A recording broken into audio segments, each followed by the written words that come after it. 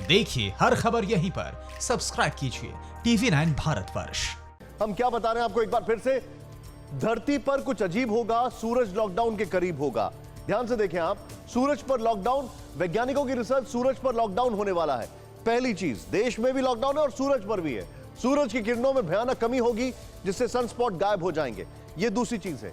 तीसरी चीज, लॉकडाउन के समय को सोलार मिनिमम कहा जाता है। अगर हम सवालों को स्किप करके सीधे आ जाए अपनी अगली प्लेट पर तो बेहतर होगा। सूरज, लॉकडाउन से भीषण ठंड, भूकंप और सूखे की आशंका। अब हम सीधे जाएंगे, इसका इंपैक्ट है बगैर सवालों को दिखाए।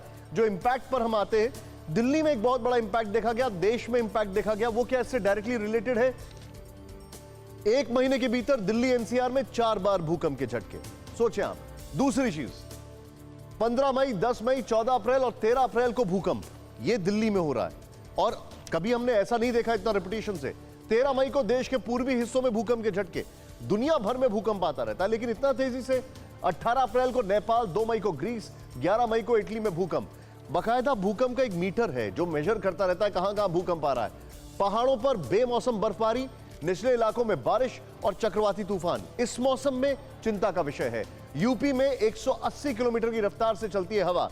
अब हम सीधे जाएंगे हमारे मेहमानों के पास, क्योंकि यहां पर आप जो देख रहे हैं पूर्वी भारत में आंधी, तूफान, बारिश, लब्बो लुबाब यह है। सीधे इनके पास चलेंगे कि आखिर ये हो क्या रहा है।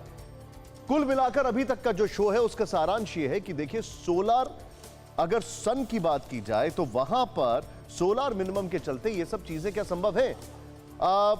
आनंद शर्मा जी, डायरेक्ट क्वेश्चन, जो सूर्य पर हो रहा है उसका इंपैक्ट क्या पृथ्वी पर दिखाई दे रहा है आपको या आने वाले समय में दिखाई देता है? देखिए, एक बात तो नहीं समझने की, जो अभी चीजें हो रही है ऐसा नहीं हुआ कि ये पहले नहीं हुई है। जैसे आपने कहा तेज हवाएं चलना, अर्थक्वेक एक साल के अंदर मुझे लगता है 50 से 75 हजार अर्थक्वेक आते हैं पूरी धरती के ऊपर। बिल्कुल सही बात। और सामान्य प्रक्रिया है, आते ही रहते हैं क्योंकि पृथ्वी की प्लेट्स हैं तो आपस में टकराएंगी तो अर्थक्वेक आएंगे। छोटे मोटे आते हैं, अक्सर कभी बताए नहीं जाते, पर अब चूंकि टेक्नोलॉजी इंप्रूव हो गई है, डेटा बिल्कुल शेयर किया जा रहा है, तो हर किसी को पता चल रहा है कि भाई अर्थक्वेक आ रहा है, कहाँ आया, कितने बजे आया, कितना मैग्नीट्यूड। तो कोई ऐसी वैसी बात तो नहीं है इसमें। और आंधी तूफान, ये आंधी तूफान का सीजन है। मार्च, अप्रैल, मई जो होता है इसको डस्ट स्टॉर्म और थंडर स्टॉर्म का सीजन कहते हैं। और अक्सर इसके अंदर आपने देखा होगा पिछले 2018 में उसमें तो और भी इससे जो ज्यादा सीवियर था। और जहां तक तापमान की सवाल है, तापमान ये सही बात है, लोग इस बार कह रहे हैं कि भी काफी मतलब तापमान कम है, नीचे चल रहे हैं सामान्य से, और बिल्कुल बात सही है। और नहीं तो फिर मुझे आप ये बताइए, साइंटिफिकली इसके पीछे की वजह क्या है सर? देखिए, साइंटिफिक तो देखिए दो चीजें, एक तो मौसम में बदलाव आता ही है, जैसे जो एक नेचुरल प्रक्रिया है, और मैंने जैसे आपको बताया कि ये धरती के ऊपर चीजें इंटरकनेक्टेड हैं और सूर्य जो है उसका रोल तो सबसे अहम है। सूर्य के बगैर तो चलता ही नहीं, पूरी सृष्टि जो उसी से चल रही है हमारे। तो आपको लगता है कि उसका कुछ इंपैक्ट हो सकता है यहाँ पर?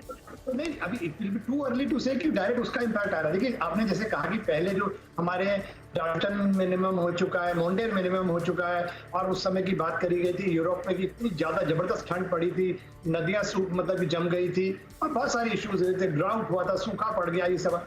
देखिए, हम क्योंकि वो यूरोप है, हम इंडिया में, हम पहले से हमारे टेम्परेचर बहुत ज्यादा हाई है। तो और अभी तक तो बात हो रही थी ग्लोबल वार्मिंग की, पूरी कंट्री का 100। लेकिन एक चीज मैं जानना चाहूंगा, मैं आई एम सॉरी आपको बीच में रोक रहा हूं आनंद जी, तो फिर क्या वजह है कि हम बर्फबारी देख रहे हैं इस सीजन में?